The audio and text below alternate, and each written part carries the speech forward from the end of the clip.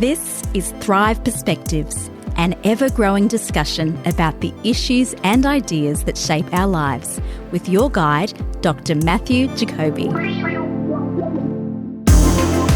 Welcome to Thrive Perspectives. I'm your host, Stu, and today we continue our discussions on big ideas that have shaped our world. Postmodernism questions many of the assumptions that undergird Western Christianity, but it also invites a return to deeper, more relational expressions of faith. Postmodernism's critique of sterile rationalism, as we saw in the Enlightenment, may actually clear space for a more embodied, awe-filled spirituality. So let's join Matt and Connell as we discuss the ideas of postmodernism and how it confronts many of the assumptions of the Enlightenment and opens an opportunity to embody truth in ways that resonate with postmodern sensibilities. Good morning, Matt. Good morning, Connell. Morning, Stuart. Good morning, lads. Cheating again with your laptops open in front of you.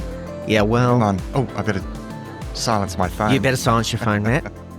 Yes, we only get the topic, Matt, sort of within 10 hours of the come on, podcast. I gave it to you. Yesterday, yeah. Was it just yesterday? So, welcome, listeners. Great to have you with us as we continue our work through these big ideas that change the world and as part of our Thrive Perspective series. So, today, Matt, we are going to be looking at, really, in one word to summarise it, postmodernism, I guess.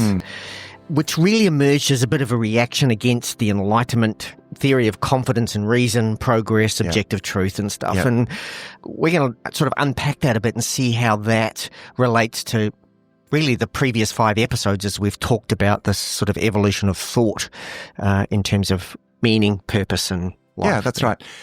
Postmodernism, when perhaps a lot of Christians hear that word, they probably think, well, that's a bad thing, right? Isn't that the enemy? But as you've just said, Stu, I think the Enlightenment's far more problematic. I mean, there's some, perhaps some good things that come out of the Enlightenment. The problem with the Enlightenment is that, it's a real kind of God complex thing going on there. Enlightenment is essentially, and we looked at this in previous episodes, it's a human agenda to basically understand reality and to relate to the world through the instrument of reason, from our perspective. So Enlightenment is very human-centered. It's human reason-centered. And reason, we should say at the outset, is a wonderful thing. It's a God-given thing. But what essentially happens at the beginning of the Enlightenment period is that they they throw away all religious sort of the religious basis. Well, what they want to do is they want to say reason is bigger and reason is the tool that sort of sits outside that as some kind of independent force, and we can know the truth, even religious truth, through reason.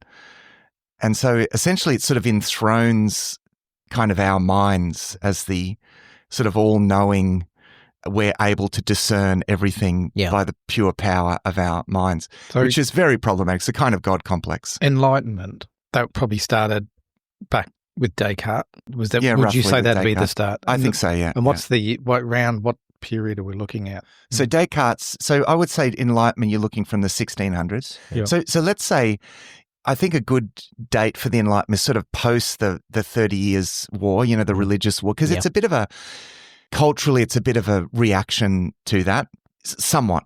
And we've told this story a little bit, and it kind of 1600s and 1700s, I would say roughly. But I would say already by the end of the 1700s, you're starting to get a reaction against that. And this is where you move into a period known as Romanticism, or a cultural movement. And it's an intellectual movement, known as Romanticism, which is a reaction against this idea that the only way to know reality is through empirical sensory connection with empirical reality. It's just kind of facts, a world of facts and reason. All that's starting to feel really dehumanizing. And it was actually really dehumanizing. Yeah. So, but you can understand where it came from. If it was off the back of those religious wars, we needed a better way to Yeah, that's right. What the truth is. Because understand that's what's right. Because real. believers are disagreeing with each other. So is there something? Is there something even greater than biblical truth that we can agree upon, that we can use I mean, the problem there, again, is that it puts us in the center. And the problem with that is that, and this is something that we've talked about, and this is really the practical effect of this episode, because we have this problem, which we've talked about before, is our propensity to stand back from reality and just try to grasp everything by thinking about it, right? We're chronic overthinkers, right? So we are, as the three of us well know, we are children of the Enlightenment, and recognizing the problems with that is actually very good for us, because we need to recognize that actually, our minds cannot grasp reality. Our minds are a closed circuit system, and God speaks to us from outside space-time logic, outside of anything that can be grasped rationally. But he does speak to us, using language, and as I said, reason is a wonderful tool, and we should be really good critical thinkers. But as Blaise Pascal said, in his 1600s, he said reason's last step is to acknowledge that there are an infinite number of things beyond it. Yes. And I think that's the really important thing. So one of the things that I ask people who want to get into intellectual debates about things like the existence of God, and I just say, look, let me give you my definition of God, this infinite, eternal, basically say then, so if this God is real, how would you know? And it's not going to be like by us having an argument. That's just, there's no way by us using this closed circuit system of a mind, there's no way that because we cannot get outside the closed circuit system. Now, what we can recognize is we can discover the edges. And this is this was Immanuel Kant's contribution, was to recognize that our reason is a closed circuit system, and in essentially is discovering the edges. There are edges to this. Our mind is like a box, and it shapes reality to the box, essentially. But that doesn't mean reality is the box. If we're sort of stuck in a box in terms of our rational minds, it begs the question, well, what's outside the box? Then what's outside the box, right? And so we're not abandoning the use of reason here. I think one of the things that we can do by being good critical thinkers, and this is essentially what postmodern philosophers do as good critical thinkers, is that they sort of discover where the edges of the box are. Essentially what the postmodern thinkers, to give a bit of a spoiler, they're basically going to say different people have different boxes, right? We construct slightly different sort of ways of understanding the world, and actually that's mainly because we always reason from something, a previous commitment. So reason is an instrument, like a process of deduction has to have premises, right? Premise. If this is the case, then if this is the case, then this must be the case. But where do you get your premises from? So you always reason from something that reason itself can't establish, because what you're reasoning from is your sort of ultimate conception of reality. Essentially, it's the story that you tell.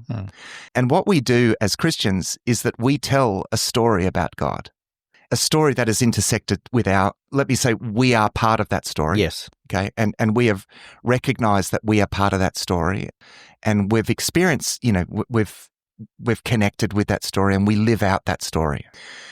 Now, can we prove to people that our story is the ultimate, is the right story? Now, I thoroughly believe that it is. I believe that we as human beings flourish when we recognize this story. I'm not saying everything goes well for us, but I'm saying that the key to human flourishing actually is living in the right story, I believe. So I do think it matches, and I can point to ways in which I think our story is the best story, but I can't prove that. Prove that in the absolute sense through the use of reason. Paul says in 1 Corinthians, he says, I'm telling this story when he talks about the gospel and the foolishness of the gospel. And we've got to remember the gospel isn't abstract statements. It's a story about God and something that God has done in the world for us. And it's a story that he's drawing us into. And so, Paul is saying, this story that I'm telling is foolishness, he says to the Greeks. If it doesn't make sense rationally because it's a story about a God who is outside our ability to space reason. and time, right? It was an absolute God, comes into time and does this. And as Kierkegaard would say, it's an absolute paradox. But it's almost like that's inevitable. When God, the relationship of God who is outside time, when God speaks into time, it makes sense that there are things that won't always make sense. Yeah. So to say, I can't accept that because it doesn't make sense. I mean, then you're basically reducing reality to the box. That's essentially saying there is nothing outside the box, which is absolutely absurd. Which even that statement is, how do I prove? Like, why do you need to prove that we have the right story? It's sort of like even just asking that question in itself, because we're like children of the Enlightenment. It's like we're falling back onto that. But prove, like, I'm not going to buy into a story that I can't prove. And I think then it's like, well, why do you need to prove it? Because if you put that criteria around it, you have to constrain it to the box and ignore the fact that there has to be more outside the box. So, well, I can tell you why people want to prove it, because they want other people to know that that's true, right? So the problem is it's the wrong way. If we're saying we need to go out there and prove the truth to people, then that cuts out most Christians who just feel daunted by that. Oh man, I need to go out and I need to prove to people that this is the truth. No, you don't. You don't need to do that. What we need to do is tell the story, which is our story. We're not just talking about an abstract story. We are witnesses of this story. Now, Paul says that the gospel is the power of God. He says, I'm not ashamed of this story of the gospel. And for him, when he tells the story of the gospel, he doesn't just tell the story of something that happened thousands. Well, for him, it's not 1,000. He's not telling the story of something that happened, a decade or so before. Yeah. He actually tells his encounter with Jesus, and how Jesus forgave him. And then, of course, that goes into how that can happen. And so he tells this story, and he says, I'm not going to be ashamed of that. I'm going to tell this story because the telling of this story is the power of God for the salvation for those who believe. So God will do something. Look, don't try to be clever. It's not you doing it. You don't have to convince people of the truth. God does that, right? We actually need to be the open windows of the truth. When we, in love, have a conversation with another person and share this story with them and our story and how the two connect, something beautiful happens. Because as human beings, when we connect with another human being, we share our story. It's not a matter of convincing them. In fact, if you try to convince them, you actually probably will lose the very thing, the very kind of connectedness that God works through, because then it becomes combative, right? So please don't try to win an argument. This is about relationally connecting with another person and sharing our story with them. And God works through that powerfully. And so what becomes important at that point, just to jump in there, is not our ability to rationally prove God in the situation, but our authenticity in our story. Yeah. That's what people want to see. They want to see that it's real and that I haven't got everything together either, but here's what I do know about my experience of God in my life. And look, there are plenty of aspects of reality that we can look at that remind us of the box, that there are edges to this box. I'm always amazed by cosmological fine-tuning. If you look at, that's just the most remarkable thing.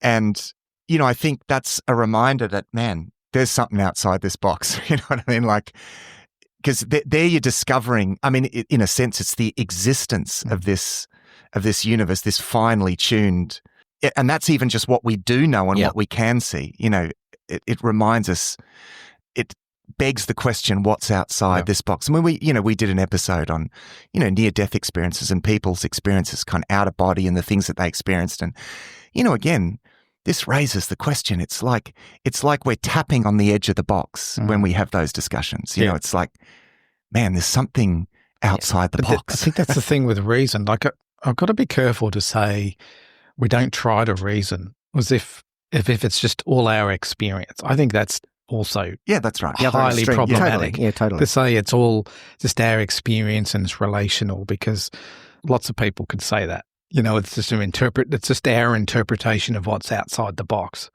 I think where reason plays, and this is how I kind of see it, is that some people see reason as the vehicle that's going to take us to knowing everything we need to know and understand what's outside the box in itself. Like we can use reason to bring in what's outside the box into our understanding. So that's kind of lifting reason up to some kind of power that we have.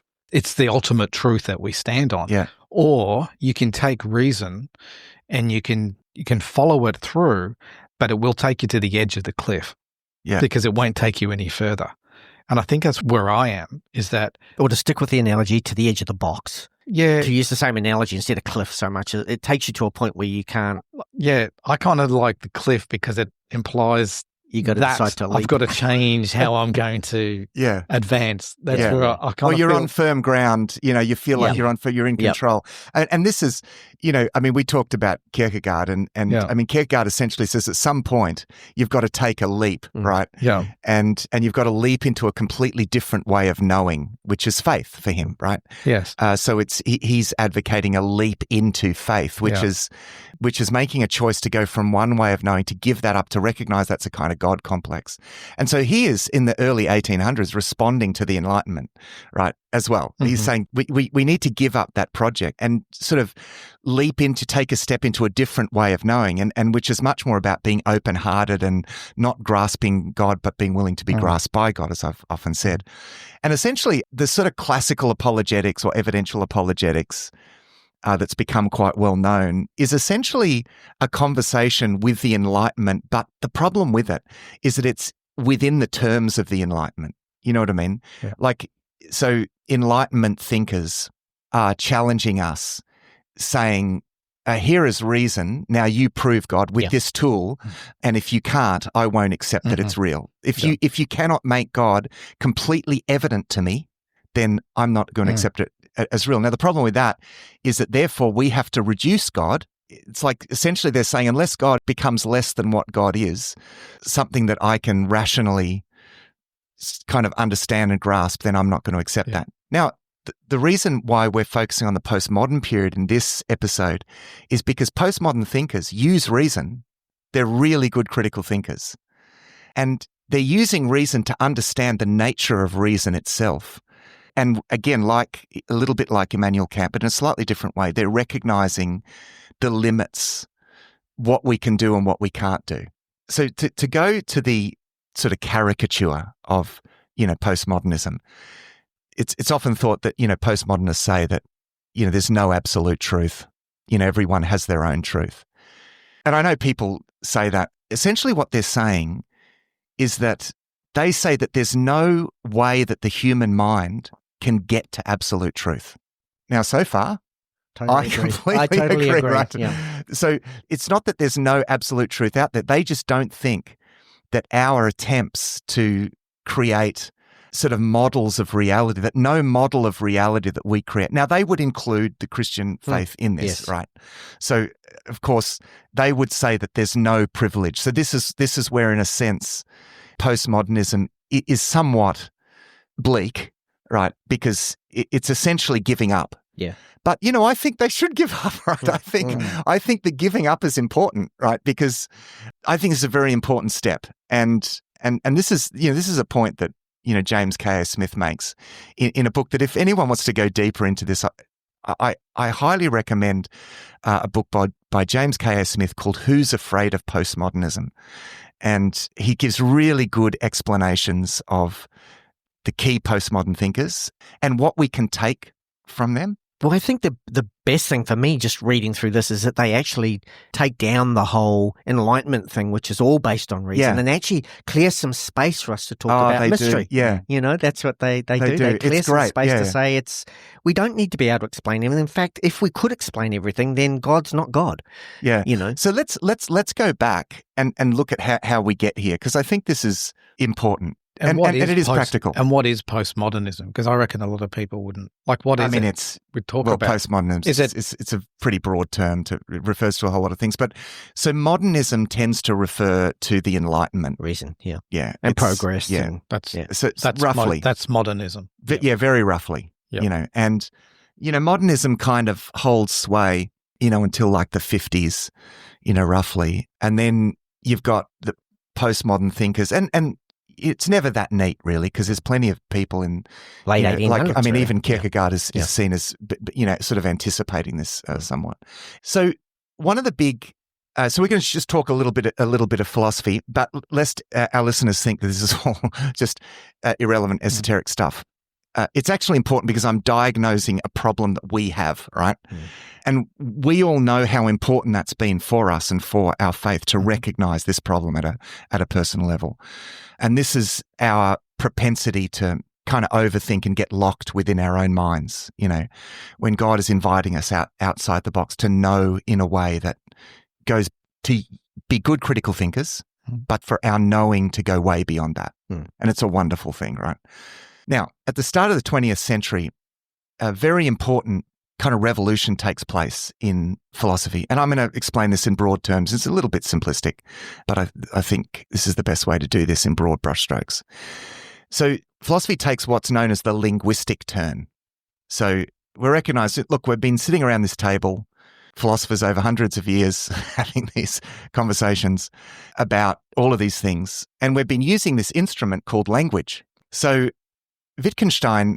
Ludwig Wittgenstein comes along. He's an Austrian, very eccentric sort of Austrian guy. And he says, maybe the problem is actually with language.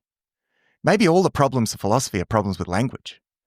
Like, we've actually misunderstood what language can do and how language does it. Now, at first, he thinks, okay, so how can we solve this problem? And he decides, okay, what we need to do is we need to limit language. We need to say every word has to refer to a fact in the world, like an empirical fact in the world.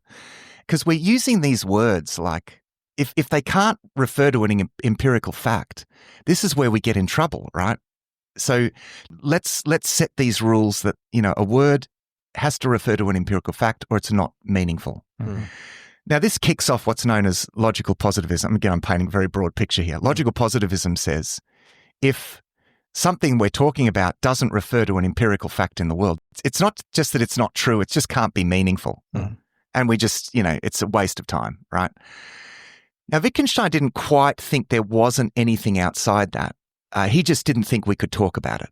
But the logical positivists basically said, well, whatever you can't, if it doesn't refer to a fact in the world, then it's not even true. Yeah.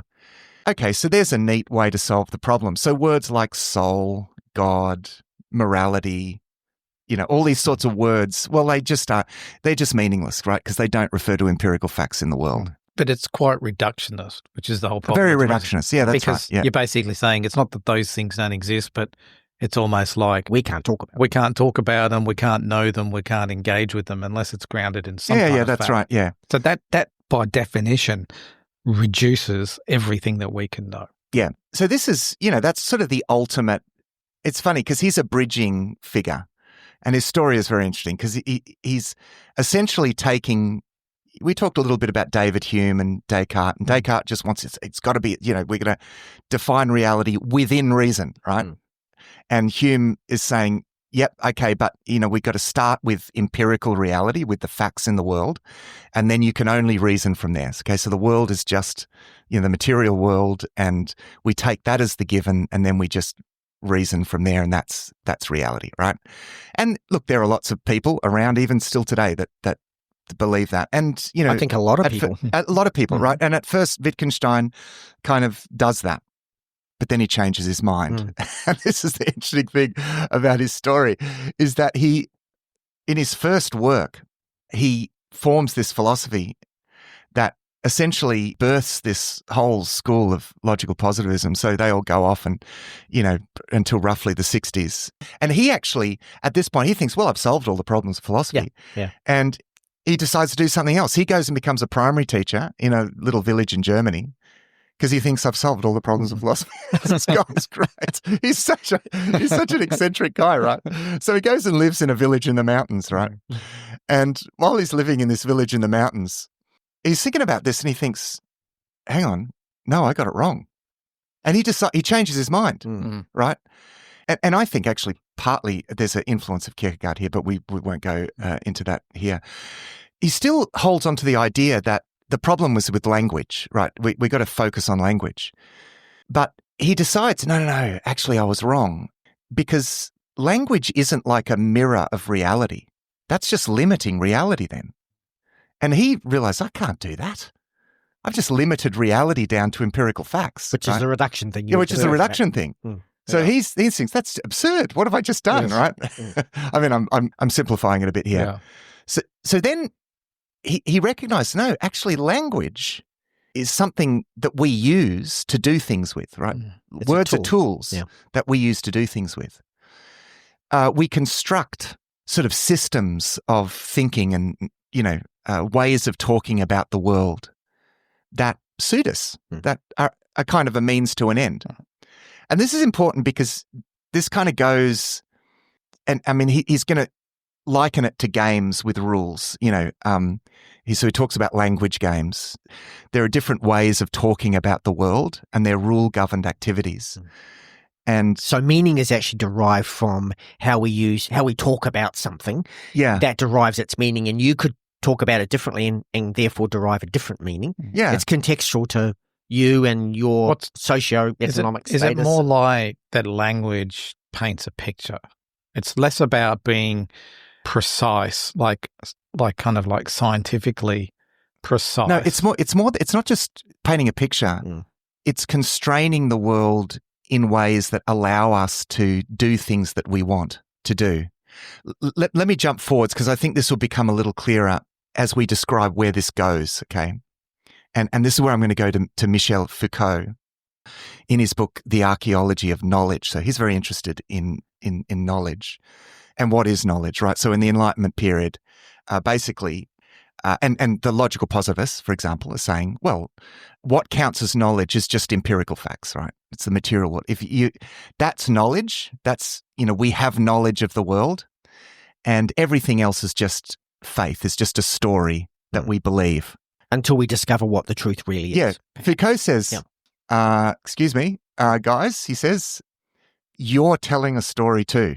You're telling a story. Essentially, what he says is that what we call knowledge or fields of knowledge are essentially ways of talking about the world. There's certain ways of talking about the world that serve what we want to do. So he refers to them, fields of knowledge, as discursive practices. Right? So let me use an illustration. It's like a map of the world. Think of a map of the world. And I don't know if you've seen, you can get books of maps of the world that map the world in different ways. You can have political boundaries. You can look at a map, it has lots of political boundaries and, different countries. And then you have maps of the world that plot ethnic groups. And then you have maps of the world that plot population density, maps of the world that plot environmental factors, and all the colors on the map change, topography, topographical maps. And they're all different ways of looking at the world, which is essentially, to make a map, you've essentially sort of abstracted a whole lot of information about the world, and you've simplified it down to a certain view.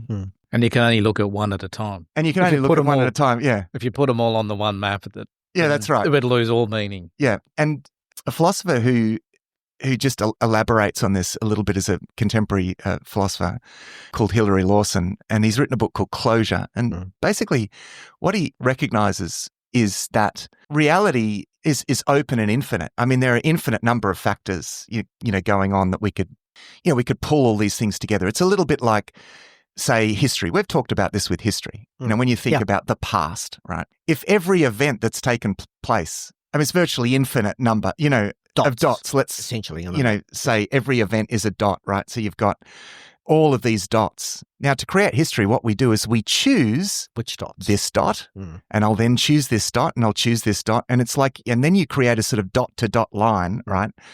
And then you say, this is history, right? So this king came along and he fought this battle and he took over that territory. And well, we're working with sort of information that's available to us for a start. But, it's highly motivated. Why focus on that person? And they're probably not another indisputable facts in themselves, Yeah. each of those points. Yeah, but we're being very selective. Correct. But we're constructing the history we want by choosing which dots we want. So what happens is that we tell a story based on the dots that we choose. So what Hilary Lawson is saying basically... And that's not a bad thing, because if you look at all the dots... It's just what we have to do. If you look at all the dots at once, you wouldn't see a story through it. That's there right. would just be lots of facts that mean nothing. Yeah, they actually exactly. only get meaning when you do choose some and connect them together. Exactly. So what Hilary Lawson says, and his idea of closure, is that in order to understand the world, what we do is that we have to take a static snapshot, like a satellite takes a snapshot that becomes the satellite view on Google Maps, for example, right? But, do you navigate by the satellite? Essentially, what we then do is that we simplify that down to the lines. maps, to the lines, and just simplify it right down, right? Because otherwise it's impractical, right? And essentially, he's saying that's basically what we do as human beings, is that we take these snapshots of reality, we abstract it, we kind of simplify it right down to certain elements. It's acts of closure, right, to make reality into a closed system. Now, we talked about this in relation to Ian McGilchrist and his work, didn't we? Yeah. Because Ian McGilchrist recognizes that right brain and left brain are both involved in our understanding of reality, but they process reality in different ways. So the left brain is the seat of language, okay? So what happens is that the right brain, in a sense, takes in this encounter with the world around us.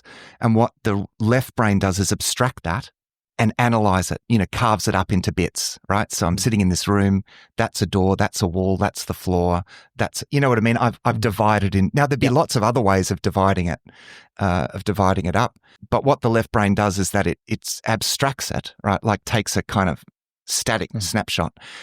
And the problem is that, and this is Ian McGilchrist's point, is that what's happened in our culture is that we've become a left brain culture where we've made the left brain the master when it should be the servant, right? The left brain's there to analyze and understand things for different purposes, right? You can dissect it and understand it, but it doesn't give you the overall view. What happens, he's saying, is that what has happened is that this left brain way of thinking is taking these snapshots, abstracting reality for certain purposes, because there's a number of different ways you could do this.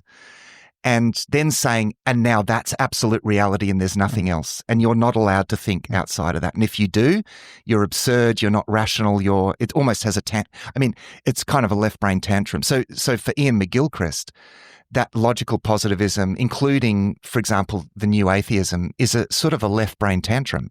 Ultimately irrational too, because it's not recognizing the box.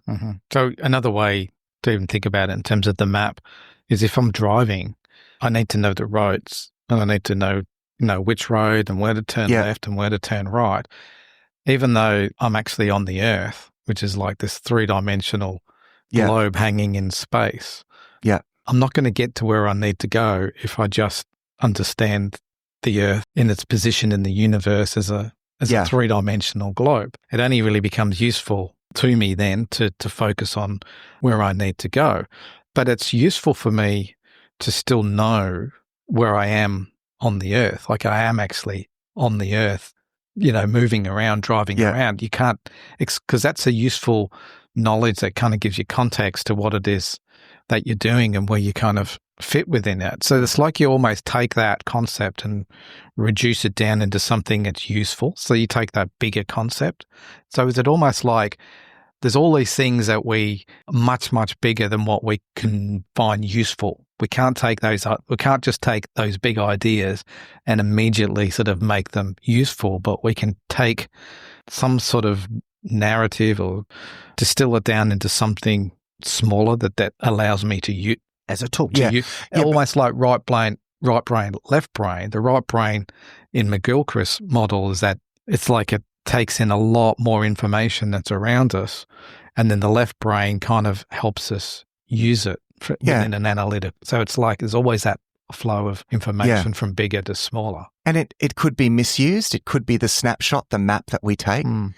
Could be very problematic. And I think this is where the problem is in the Enlightenment, because essentially what happened in the Enlightenment is that it was advocating a certain way of, certain picture of the world that put us in the center, that highlighted progress, the humanistic progress. And as time went on, as time has gone on, we've realized, okay, this isn't helping human relationships. This is not helping our relationship to other people, to the world around us. Like, we're wrecking the world. Like, this story that we've told ourselves is very problematic. So we should change maps. Now, already in the 1930s, there was a school based in Frankfurt. It's actually become known as the Frankfurt School, but a couple of philosophers, Adorno and Horkheimer, they founded this school known as critical theory. And basically, it was an early reaction to the Enlightenment. And they looked at this, the way that the Enlightenment closed the world down, like Hilary Lawson is saying. They made their choices about we're going to close the world down to this is how it is. And that came out of really their concern for the fact that this was creating power, domination. The whole Enlightenment thing was actually creating a power dynamic. Yeah, that's right. And they were saying that this is just being used as a tool now to so control. It meant, essentially, their criticism is that what happened is that this scientific form of knowing that instrumentalizes everything and really narrows reality down. They referred to this as a kind of intellectual totalitarianism. I mean, they say Enlightenment is totalitarian. That's a quote from one of their books.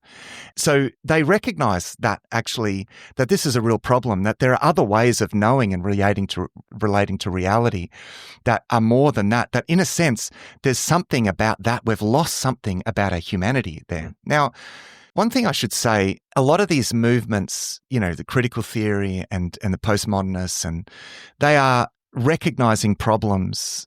That's where they're useful, is the problems that they recognize. Their solutions become part of the problem. Yeah. Well, yeah. I mean, a lot of it is about, liberation and being liberated from these sort of what they call privileged meta-narratives, this. And I agree, actually, in a sense that, that you can't just impose ways of thinking on people. So essentially what I think the healthy thing about this is that, and this is the recognition that everyone's telling stories. We're all telling stories. I mean, a person who holds to a materialistic view of the world will tell a story about origins of religion. Oh, this is how religion came about. It's because of, we have this hyperactive agency detection device as a, spillover from evolution. And so we needed explanations for things. And so we came up with, myths and stories about the natural world. And then, we wanted to control other people. So we wanted to control their conscience. So we created religions. And so they tell this elaborate story, right? And some people think, oh no, right. So this is what I'm part of. And we're basically letting them tell us what our story is, right? And that's just a story. It's a completely arbitrary story that they're telling, right? And it's, they're trying to account for, say the existence of religion within their story. Yes. Now, I've got another story that accounts for the existence of religion and starts with, there is a personal God who calls people into relationship with himself. Human beings actually rejected God, but with this consciousness tried to, all these garbled forms of religious belief came about, but God is at work redemptively in the world, and I've got a story to tell, right? Now, I can't rationally prove to you that not in an absolute sense, that my story is better than yours. Not rationally, but I would suggest relationally you can. Yeah. And somewhat, I think there are, Connell, you've said, before, like there are arguments that you can put before people.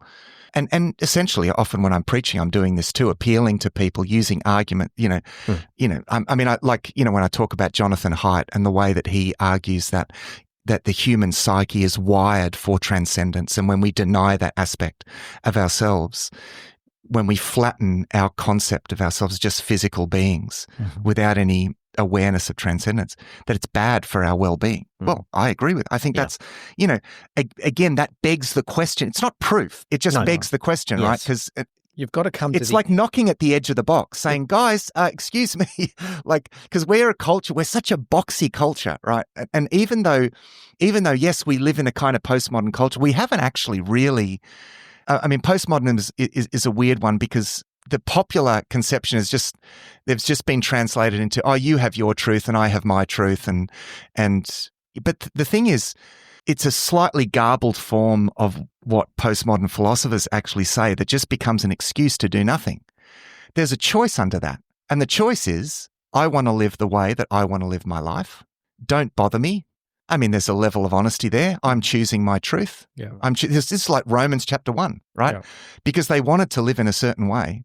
They suppressed the truth of God, and their foolish hearts were darkened, and they, the more they suppressed the truth, the more they lived in darkness. And I suggest one way that we suppress the truth today, which I think a lot of people do without intentionally suppressing the truth because they don't know it's the truth that they're suppressing, is that we just, as you say, we just want to live our lives and we don't want to ask the questions. Yeah. It's like, oh no, I'm happy. Why do I need to know that? Why does that matter? And I think we actually don't think, I think is a point that you make. Yeah, we don't. We don't think enough. Yeah, it's outside the box is scary stuff. One, you can't understand it. I mean, that freaks us out. The fact that we might be in the grip of something that we cannot understand, that scares us. Can I say though that I think that the thing that scares us about that is that therefore we don't have control. Yeah, that's right. It's not that I don't understand. It's like if I don't understand, then I don't have control. And that's a good point about reason, because this approach to reason that the Enlightenment promoted is, and you'll hear, I've heard someone like Dawkins say this. So why do you think science is the ultimate arbiter of truth? And he says, because it works. Now, what does he mean by it works? And I agree to some extent, it actually does work because it enables us to do things. That's a classic advocacy of an approach to reason that allows us to instrumentalize the world and do the things that we want. And so, yes, we can harness the world in different ways, but this is where I appreciate Michel Foucault's point. But that doesn't make that a privileged story. It doesn't mean that you can, just because it works, doesn't mean that... There's lots of stories that work. You're still working it's working within a reductionist view as well. Like you reduce, it works because you're sort of ignoring all the other things that are outside. Yeah, well, it does. I mean, it does actually work because... And I don't want to in any way denigrate science here. The scientific method does enable us, to do certain things and discover. Yeah, to discover. And so it has a place. See, this is the thing. It's all about what is the place of reason. We're not denigrating reason. We're not denigrating scientific inquiry. It's all about understanding the limited place that has, right? Reason has a very important role. Science has a very important role. But reality is bigger than what science can grasp. And to some extent, science has given us a map of reality. It's given us one of those maps of reality in some respects. It's accurate. I mean, it's accurate with what we know. Yeah, at this point. Just remember, it's it's an evolving thing. Science, so I've got to, but it's just two-dimensional, right? Yeah. It's a two-dimensional, and this is Hilary Lawson's point. It's just a two-dimensional snapshot. There's way more to reality than that. This is where I think we find ourselves, and our condition today is such, we're children of our culture, and we're inclined to just want to, this sort of God complex, because what happens is all of this can feed this God complex in us that just wants to understand and grasp, and the box is our universe. We like just the box being our universe, right? It's, in order to feel like you are in some sense God, you have to create a small enough universe over which it's possible to feel like you have godlike control. Now, I know the universe is big, and scientists will say, hang on, the universe is real. Yeah, but we still think, if we reduce it just to material reality, we still think that ultimately we can understand at least potentially everything. And so this is where you have scientists forming a theory of everything. But what we've discovered, and this is the practical end of this, isn't it?